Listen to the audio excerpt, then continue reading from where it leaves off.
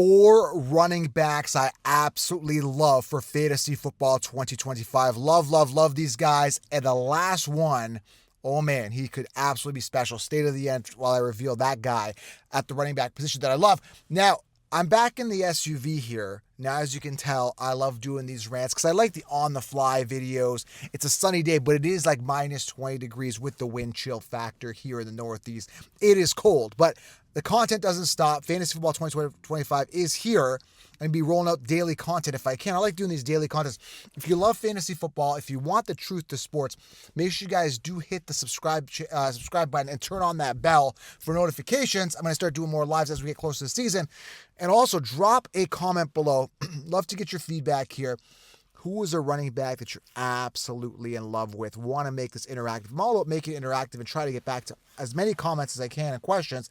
I like to keep it real and authentic and genuine with you guys. That's what I built my brand on, is because I'm no different than you guys. I'm just a guy that just loves fantasy football. I started putting content out there and I just became the biggest guy in the industry. But it took a lot of years. I've been at this since I started my Instagram channel back in 2015. Back then, believe it or not, guys, there was 10-second videos on Instagram. There was no reels.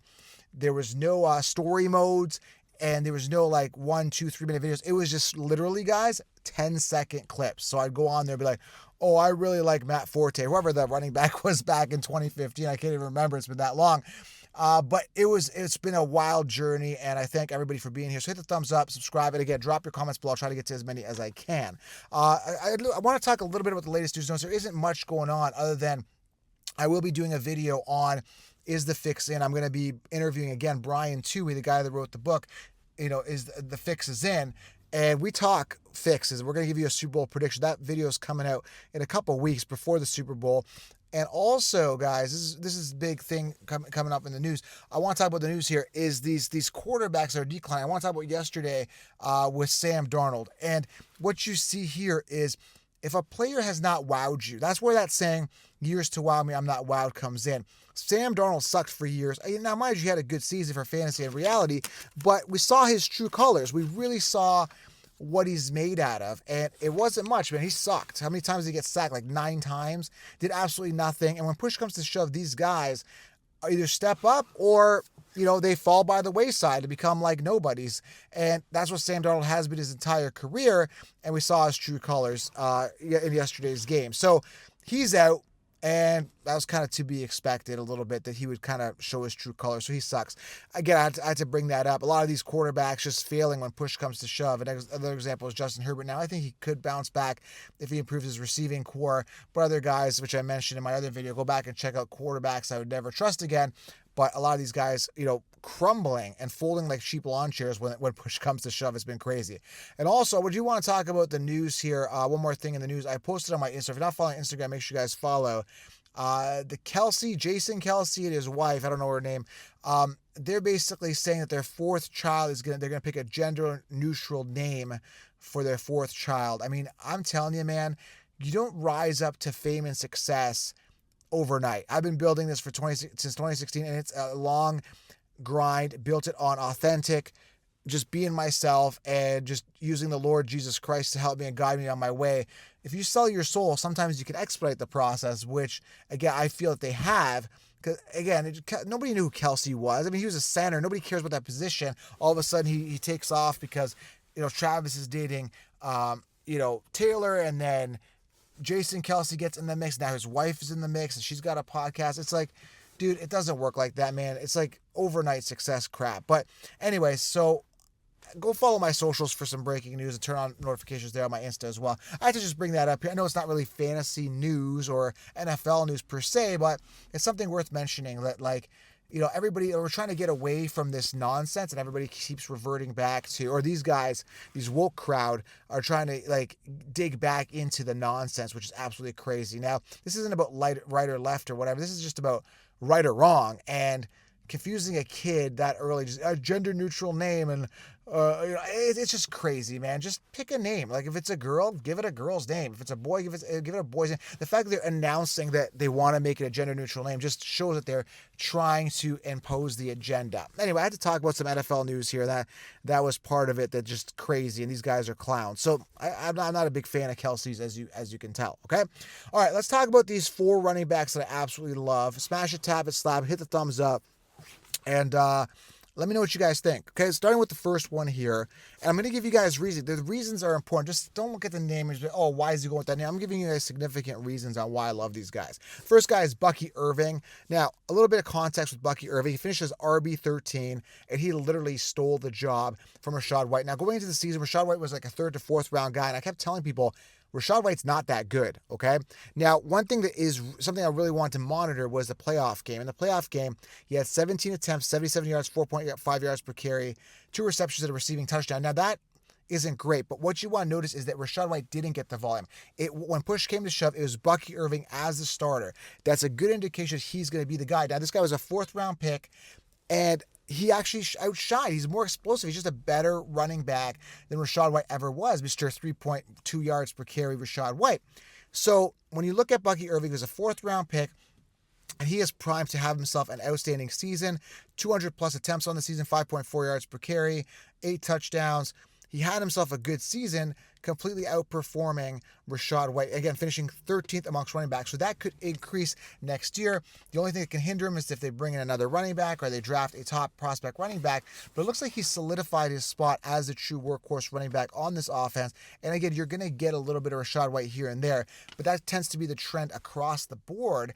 And, Rachaad White is going to be phased out, though. You saw that phased out in the playoff game. So I like Bucky Irving, and the thing is you got to get him for value. So if you can combo this guy, it's ideally as your RB3 as part of a robust RB strategy. I don't know where this guy's going to be going off. It is very early. We got to end this season. We're going to start looking at the Conchiefs' rankings. But if I can get this guy in the 3rd round as my RB 2 to 3, could be getting some good value and some upside. Again, the talent is there, and we saw that they're going to be using him a lot. He has earned and taken that RB1 spot, okay? Coming at number 2. Now, I did talk about this in my other videos. I'm going to continue to talk about it, is Jahmyr Gibbs. Now, I want to talk about something that's very, very important. When a running back finishes on top, he doesn't do it 2 years in a row. But I'm going to make a small exception for Jahmyr Gibbs, simply because this guy's not scratched the surface on how good he could be here, okay? Jahmyr Gibbs, 362.9 fantasy points. He did this with only 250 attempts, 5.6 yards per carry, and 16 touchdowns on the ground. You tack on a bunch of receptions. Now, I have some notes here. With Montgomery gone, the last 5 games he played in the regular season, 27 points, 27.6, let's round up, 28 points, 29 points, 25.4, 26.3, and 46 fantasy points in the last 5 games without David Montgomery, okay? In those games, I think he had like 6 rushing touchdowns, 3 receiving touchdowns. Dude, this guy is the best running back in the game. He is being hindered by David Montgomery. Now, I'm hearing David Montgomery's come back in the divisional round, but I would love to see more Jahmyr Gibbs before the end of the season without David Montgomery. Now, he's going to be coming off as a top 3 player in fantasy football 2025. What you got to think about and consider yet again is that annoying David Montgomery. David Montgomery, had he not missed the 5 games, it would have dipped into Jahmyr Gibbs' volume. That's just a fact. He wouldn't have finished on top as the RB1. That's why I think Jahmyr Gibbs can still finish as the RB1, because if Montgomery gets hurt again or just gets completely phased out, which is what Bucky Irving did to Rachaad White, that's why I did Bucky Irving first, Jahmyr Gibbs could absolutely... I did the math. If Jahmyr Gibbs had Montgomery's volume, which was... I think he had over 185 rushing attempts, 775 yards, and 12 touchdowns on the ground to David Montgomery. If those numbers were transferred over to Jahmyr Gibbs with a bump, because on those attempts, the 180 some odd attempts that Montgomery did, Gibbs would have done more with those attempts. So more yards per carry, more yards. So this guy, we're talking over 550 fantasy points. He would have broke every rushing back record simply with David Montgomery sitting. I cannot emphasize enough how much I dislike David Montgomery and how much he's dipping into Jahmyr Gibbs' volume. Now, they try to sugarcoat it and make it all warm and fuzzy by saying, like, Sonic and Knuckles. I think that's total BS, man. That is annoying crap, okay? I don't care about Knuckles. I just want Sonic. I want the fastest guy. I want the best guy, and that's the bottom line, okay? So I really think Montgomery is, a fumble away from losing his job because Jahmyr Gibbs is so good. They don't need Montgomery. That's the bottom line, okay? So Jahmyr Gibbs, absolutely love him. Will Montgomery be a pest if healthy? Yeah. And that's something I will be considering. If I do get Jahmyr Gibbs, I'm going to get him, but I'm going to make sure I try to get a running back again and see who the best available is, a top running back with minimal committee after. And there's a couple guys. Subscribe to the channel because I'm going to be going over sleepers, value plays, all that stuff on some other running backs that I absolutely love, okay? But Jahmyr Gibbs is the second guy. Number 3, all right, let's talk about this guy here, is Kyren Williams, okay? Kyren Williams, I'll tell you why I love him, all right? We're talking contract year. Now, Gibbs is a couple years away from his contract year, but Kyren Williams proved he's the absolute workhorse on the Rams offense, which was amazing. Listen to this, okay? 1,299 yards, 4.1 yards per carry, and he was the workhorse, 14 touchdowns. He's entering his 4th season. He's in a contract year, finished RB7. And he was a little bit under the radar, so he's got to be playing with a chip on his shoulder because so many other guys have been in the light, guys like Saquon Barkley, understandably so when you rush over 2,000 yards, one of 9 players to do so. Congratulations, Saquon. But you got to take, which I love him for next year, but I'm factoring a decline. That's why you guys got to subscribe, turn on the bell. We talk about him separately. That's why I got to be doing these daily videos. There's so much we got to stay on top of, okay? But Kyren Williams is trending up. Contract year, RB7. I think he stays healthy, knock on wood. And that team only starts getting better because I think they're going to phase out Kupp. They're going to emerge Puka. They're going to do some changes here. But what he has proven is he is a rare breed of workhorse running back that is very rare in the NFL with minimal committee. Blake Corum did nothing into his volume, okay? So he's going to play with everything he's got next year. And we know historically that running backs in their contract years absolutely tear it up. So is he going to be expensive? Yeah, he's probably going to be a late first round, early second round, but he's going to eat, barring any injury. I hope he stays healthy, but I absolutely love me some Kyren Williams for next year. Love the guy. And he was on my show, and I should have had more faith in him when he looked me in the eye and he says, I'm like, should we draft you, Kyren Williams? He goes, is an elephant heavy? And that's when I should have been said that, yes, an elephant is heavy. I believe in you, Kyren. And I had my doubts because of Blake Corum coming in and some injuries in the past. I'm like, is Blake Corum the real deal? I thought he was always good, but he was pretty good this year. So I think there's so much more ceiling to be had here in regards to his 1,299 yards. I think he improves on that. But again, remember the contract year, and they believe in him. Okay, that's huge. Now the last guy, again, before we get to this guy, hit the thumbs up, smash a tab, and we can pre-order 16-round drafts. I got to leave the links below. You can pre-order right now. I just got to update the video on the landing page there. But you can pre-order 16 rounds. I'm going to leave a link here below. You get in right now. The content is still got to be uploaded. The first release of 60 rounds comes out in May. So get the 60-round draft because it is the game changer. Rankings won't help you.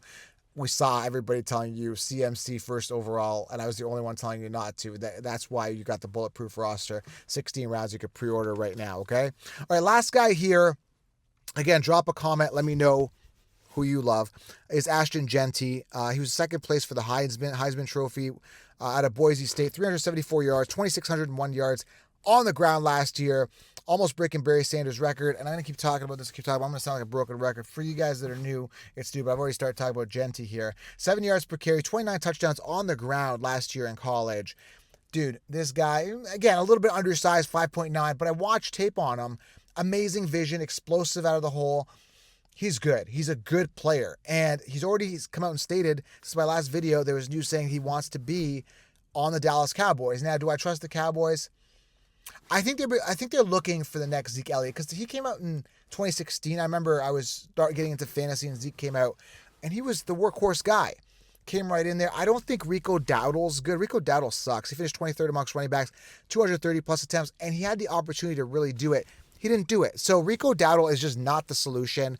And he's going into his, 4th, 5th year. He just sucks. Okay, Dowdle's not that good. Jeanty's explosive, young, dynamic, and they're going to have to spend a first-round pick to get him. So I'm anticipating 250-plus attempts for Jeanty. If he ends up on the Cowboys and they make sure that everything is improved and Dak is healthy, I mean, O-line-wise, offensive-wise, right? They got a lot of improvements to do. Everybody stays healthy.